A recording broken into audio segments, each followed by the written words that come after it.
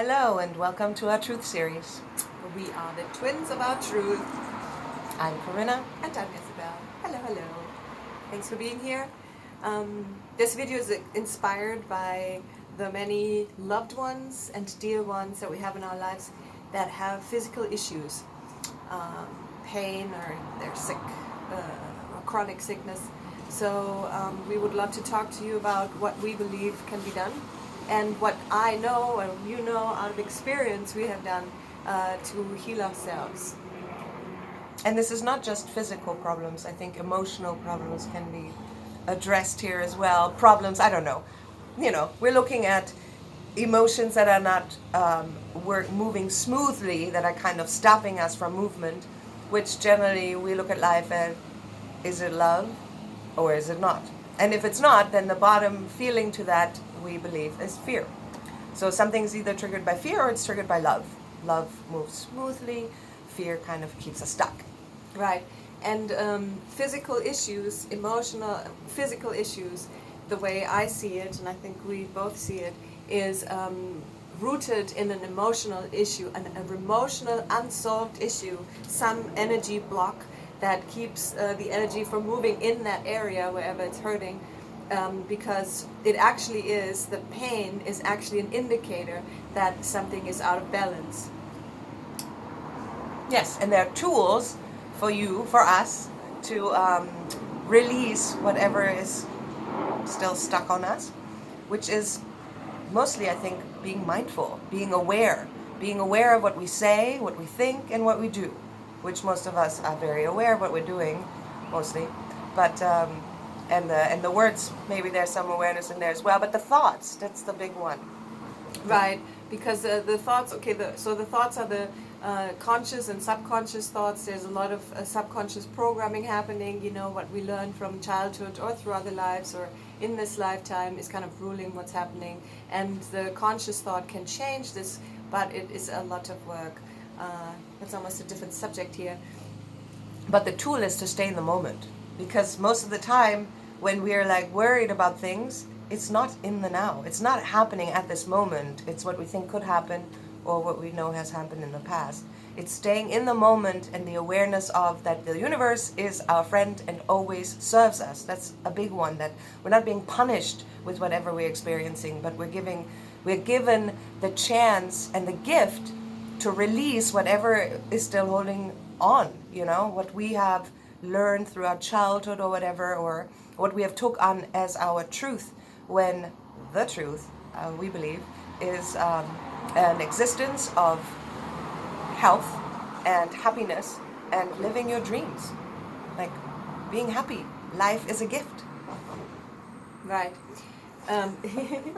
To give you like an example that you maybe can grasp, I want to talk about like how I came to this whole thing of spiritual meaning of disease, right? Because whenever there is something hurting, whenever I have pain anywhere, I immediately go on the computer and I research spiritual meaning, whatever pain I'm having. And this all started a few years ago when I suddenly had this, out of nowhere, this extreme leg pain on one of my legs, and I would wake up in the middle of the night. Actually, I couldn't really move, and I didn't know where that was coming from, and it was really, really painful. And on the second night of not sleeping because of the pain, I was lying on the floor with my massage mattress that I have and massage that part of my leg, which wasn't really helping. And then I had this, I heard spiritual meaning leg pain. And I went on the computer and I researched, and I found that there is a lot of information out there. It doesn't matter what kind of pain you have. There is this beautiful lady called Louise Hay who passed away not too long ago now. But she wrote this beautiful book about reasons for disease. I actually honestly never read anything from her. I, for the first time, listened to her the other day, and wonderful, and I 100% agree. But I'm always researching. There's other people now giving you, spiritual meaning for those diseases that we have, but a lot of them are based on Louise Hay. So this is someone to look into if you have like a chronic disease or something that keeps coming back. You might want to look into that, because like you said, we both believe that the true you, the true us, is a healthy one, because it is actually love, appreciation, as I like to say. So that would be just happy and healthy. Yeah, totally agree. And so they're tools, right? Like one tool that Isabelle and I always used to, a tool that we like to use is when we have a thought that's coming through and it's not serving us, which we have, of course, too. They come every day. Thoughts come in, and then it's the question of holding on to them or just letting them go through. And so when there's a thought that's not serving us, we say, I can create better than this. And then we shift our minds away from this idea that just came through that could be a new creation towards our future, but it's not one that we actually want. So that's a cool tool, I think, to like remind ourselves in the moment that yes, we can create better than this. Right. And it's all based in the idea that that we are spiritual beings much more than we are physical beings, which is definitely something that we 100% believe. Yes, and you can prove that too, because we're all energy. And this is, of course, a little different than what we learned in school, which is why I just wanted to suggest that to a friend as well, and I'm suggesting it to you, beautiful listeners, that there is a lot of spiritual guide. There are a lot of spiritual guides out there, like Abraham Hicks or Bashar or Teal Swan, or can you think of anybody? No, I just know that there's a lot.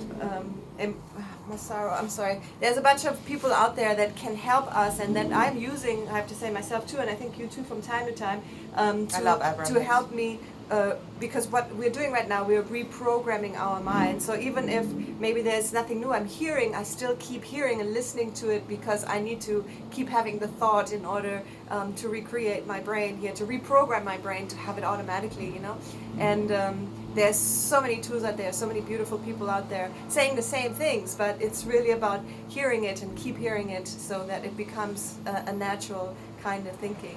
And then we get super empowered and we can be healthy. Yes, and I would like to add too that we nowadays don't believe that there is ever a victim. Rather, there is an opportunity to grow, because everything that happens to us is a gift for us to release whatever where there's still a block. And everything we see was actually created by us through the energy that we have put out. It will be reflected to us. And any person or any situation that doesn't look like it's helping us, or that actually feels not good, is the opportunity to look at, where's the energy in me that I am not love yet? Where am I not love? Because I do believe altogether we are all love. That is the bottom line truth. Every one of us knows what love is and is love. We just forgot. We just got sidetracked. We were manipulated. But it's time to come back to who we are. The powerful beings that are the creators of our existence and capable of changing almost anything. There's only a few laws that we have to follow. Because we're all Neo. I like that so much. We are all Neo from the Matrix. It's not that one person that has all the power. It's not you need to have the superpower. No, we are the superpower. It's we are that one thing. We are 100% connected all the time. We are one. We are the ones. We are the one. And the one you are, individually you. No one is like you. You are so special and unique, one of a kind, and we need you. Yes. You are a great gift to this world. Your authentic you is the greatest gift you can give to this world, because there is nobody like you. So please shine your light. Yes. Shine your light. Shine your light. Just one more last thing that I wanted to say, because I haven't mentioned it, with the being spiritual beings rather than physical beings.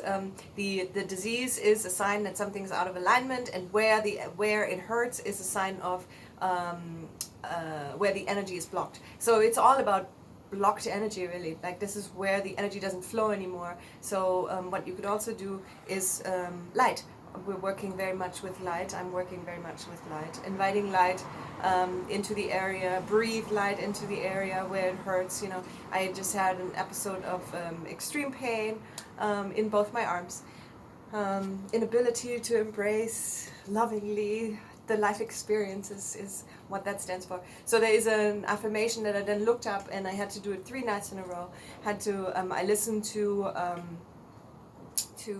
there's frequency music. You can find frequency for healing physical pain or something I found on YouTube. There's a lot of different frequencies out there that you can use. That's what I did during the night because I couldn't sleep because of the pain. I did the affirmations and I was breathing light into the areas, and I got out of it after 3 days. I also looked into what actually happened before the pain started. What thoughts did I have? What bothered me, and it was very obvious to me like why that came. So it was also then easier to let it go. I didn't run to the doctor and say something's wrong with me. I'm not saying you guys shouldn't go to the doctor if something's wrong, but to at least consider this and embrace this side as well, that there is a spiritual side to you, and that there are emotional blocks, And in the spiritual realm, as we believe life to be, it is said that we are being basically bombarded with really high frequencies that help us to lift ourselves into a higher frequency, which really cleanses out anything that isn't of service to us anymore. And this is actually quite a hard time. And I've definitely had a hard time the last few days. But what Isabelle just mentioned, which I think is super helpful too, is the frequency stuff, which you can easily find on YouTube about anything, about health, about happiness, about love, I don't know, whatever. But I've been listening to it as a happiness frequency in those moments where I've seriously struggled with an emotion that I can't even really place, except that it doesn't feel good. So that helps. Yeah, music generally. Oh God, incredible. Music. I mean, you guys, we are musicians, right? Our music is also to help you raise your frequency, and it's not even meant. It's not. We don't even consciously mean to do it. That's just how it comes out, and it's because it's our life purpose. We know that. But music generally, when you feel down, it's so easy to then listen to a sad song. But that's going to be counterproductive to your healing here, because you want to have something that lifts your spirit, not that supports your suffering. Oh, no, I'm done talking. Anything else? No, I think I'm done too. But thank you for being here, yes. And we look forward to our next time. And in the meantime, love to all. Shower you with happiness, abundance, and the love that you are. That's right. May we all feel it. Love you, love you. Bye. Bye.